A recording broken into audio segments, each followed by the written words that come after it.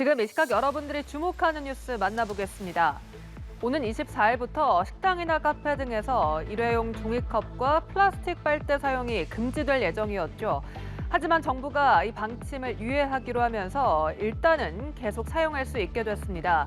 고물가와 고금리 상황에서 소상공인들의 부담을 고려했다는 설명인데 환경정책의 퇴보란 비판과 함께 계도 기간 동안 대책을 마련했어야 한다는 지적이 나옵니다. 안채린 기자입니다.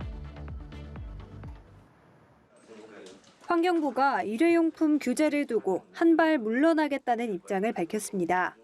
지난해 카페 등에서 플라스틱 빨대 사용을 금지하겠다고 예고했는데 계도가 끝나가는 시점에 계도 기간을 연장하겠다는 입장을 내놓은 겁니다. 이와 함께 매장 내 사용 금지 대상이었던 종이컵은 규제 대상에서 제외하기로 결정했습니다. 환경부는 소상공인들의 고충을 고려해 이 같은 결정을 내렸다는 입장입니다.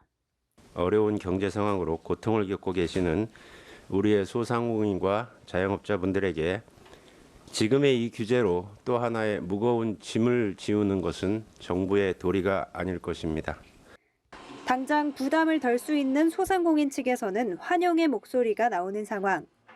소상공인들 경영 환경이 너무 안 좋기 때문에 조금이라도 경영 환경에 부담을 덜한다는 측면에서는 좀 당장에 좀 긍정적인 효과는 있을 수 있을 것 같고요. 하지만 환경부의 이번 발표를 두고 환경정책의 퇴보라는 지적도 나옵니다. 특히 1년의 계도 기간 동안 충분히 대비를 하지 못한 채 정책을 철회했다는 비판도 제기됐습니다. 소상공인과 조율을 하기 위해서 제도를 계속해서 유예하고 계도 기간을 두고 있는데 그럼 그동안 환경부가 도대체 뭘 하고 있었던 건지. 규제 시행을 앞두고 미리 다회용품을 준비한 상인들에 대한 보상이 필요하다는 요구도 나왔습니다. 환경부는 이미 준비를 마친 소상공인들에게는 송구하다면서도 내년에 배정된 예산을 토대로 해당 상인들에 대한 지원책을 마련하겠다고 밝혔습니다. 연합뉴스TV 안채린입니다. 특수 강도 혐의로 서울구치소에 수용됐다가 병원 치료 중 달아났던 김길수의 도주극이 63시간 만에 끝났습니다. 사흘 동안 수도권 곳곳을 누비던 김길수는 어젯밤 경기도 의정부에서 붙잡혀 구치소로 다시 넘겨졌는데요. 김길수는 도주 계획이나 조력자는 없었다고 주장했습니다. 강창구 기자입니다. 경기도 의정부시의 교차로에서 한 남성이 걸어옵니다. 곧바로 공중전화 부스에서 통화를 하더니 어디론가 사라집니다. 잠시 후 이 남성은 출동한 경찰에 의해 붙잡혔습니다. 병원 치료 중 달아난 특수강도 피의자 김길수가 63시간 만에 검거된 순간입니다. 경찰은 안양 동안경찰서로 김길수를 압송해 도주 경위 등을 물었습니다. 저 탈주 언제부터 계획하신 건가요? 계획 안 했어요. 조력자 있나요? 없어요.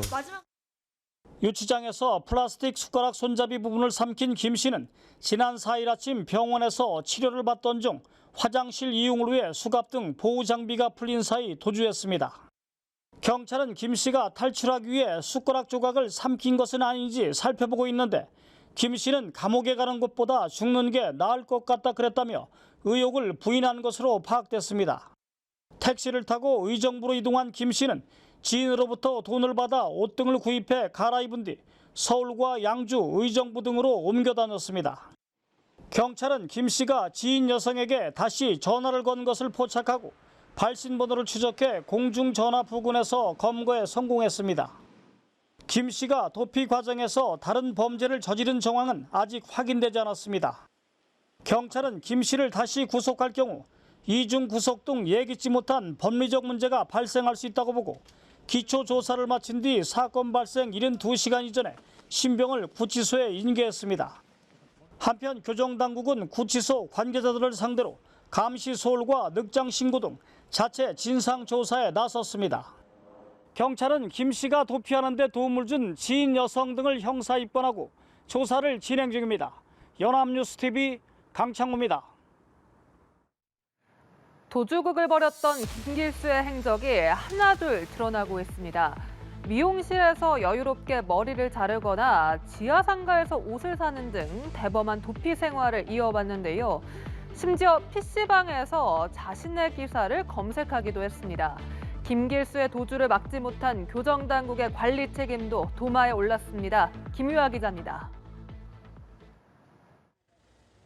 지난 4일 6시 53분쯤 안양의 한 병원 화장실에서 뛰쳐나와 청소복으로 갈아입은 김길수는 택시를 타고 의정부로 향했습니다. 가장 먼저 찾은 사람은 지인인 여성 A씨.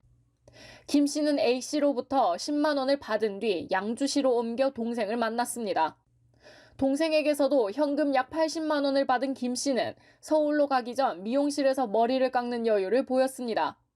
공개 수배가 내려진 뒤에도 김길수는 쫓기는 자의 모습을 찾아볼 수 없었습니다. 이용자가 많은 지하철을 타고 대담하게 뚝섬 유원지 일대를 들렀고 고속버스 터미널역을 찾아 지하상가에서 옷을 사 환복까지 했습니다. 그리곤 저녁 9시 이후부터 자취를 감춘 김 씨. 비를 피해 노량진의 한 건물에서 노숙을 하며 밤을 새고 다음 날 새벽에는 동생이 사는 양주시의 한 건물 지하에 숨어 있었습니다. 김 씨는 6일 의정부의 PC방에서 자신의 기사를 검색하며 경찰 수사 상황을 챙겨보기도 했습니다. 조사 과정에서 김 씨는 조만간 본인 소유의 집에 입주할 임차인으로부터 잔금 1억 5천만 원을 받기로 한 사실도 드러났는데 경찰은 이 돈을 도주 등에 활용하려고 한 것은 아닌지 살펴보고 있습니다. 검거까지 63시간, 김 씨를 놓친 교정당국에 대한 조사는 불가피합니다. 도주 1시간가량이 지나 112에 신고한 점도 조사가 필요합니다. 추정컨대 지금 법무부 교정본부에서는 이것이 알려지게 되면 상당한 책임과 비난이 있기 때문에 아마 그 나름대로 일단 자체 해결을 조금 해보려고 하는 시도를 했던 것은 아니겠는가. 그러다 보니까 사실은 이제 시간이 계속 지연되게 되고. 교정당국은 우선 자체 진상조사를 진행하고 과실이 있다고 판단되는 책임자에겐 응당한 조치를 내리겠다고 밝혔습니다. 연합뉴스TV 김유아입니다.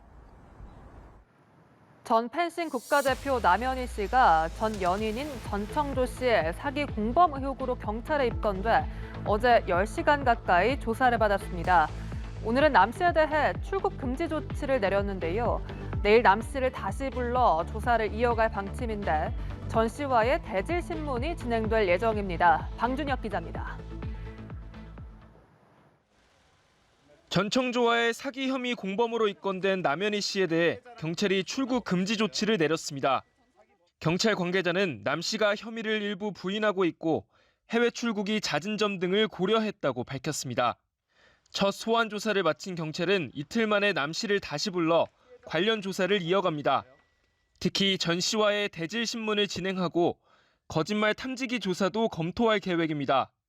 앞서 전 씨는 강연을 하면서 알게 된 이들에게서 투자금 명목으로 돈을 가로채거나 대출을 받도록 유도한 혐의 등으로 구속됐습니다. 현재까지 전 씨의 사기 범행 규모는 26억 원, 피해자는 20명으로 파악되는데 이 가운데 한 명이 남 씨를 공범으로 지목해 고소하며 남 씨도 공식 입건됐습니다. 남 씨는 앞선 조사에서 전 씨의 사기 행각을 몰랐고 자신은 피해자란 입장을 되풀이한 걸로 알려졌습니다. 피해자란 입장 혹시 변함 없으신가요?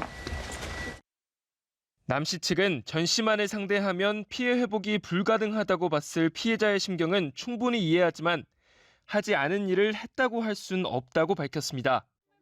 피해자가 거액의 피해 금액을 돌려받을 가능성을 높이기 위해 남 씨도 고소한 거란 주장입니다.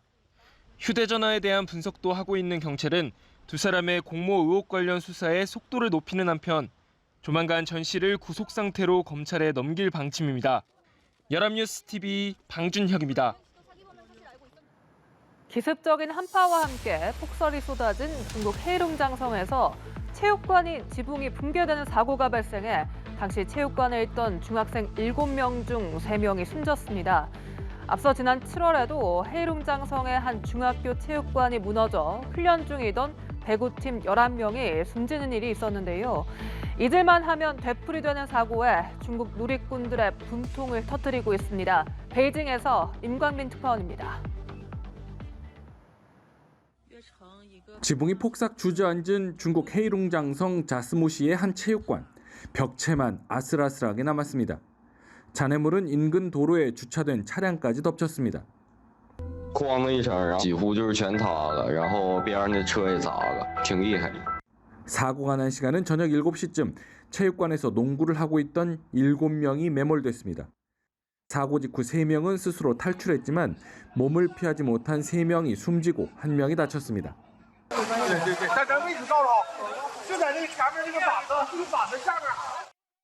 사고 발생 1시간 반 전쯤 자스무시에는 폭설특보가 내려진 가운데 이미 약 15cm가량의 눈이 쌓여 있었던 것으로 알려졌습니다.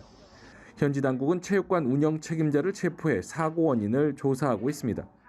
중국 누리꾼들은 지난 7월 헤이룽장성의 한 중학교 체육관 붕괴 사고의 악몽이 떠오른다며 당국의 관리 소홀을 비판하고 있습니다. 당시 체육관 옥상에 불법으로 쌓아놓은 건축자재가 장마철 쏟아진 비를 머금었고 무게를 이기지 못한 지붕이 무너지면서 11명이 숨지고 4명이 다쳤습니다. 베이징에서 연합뉴스TV 임광빈입니다.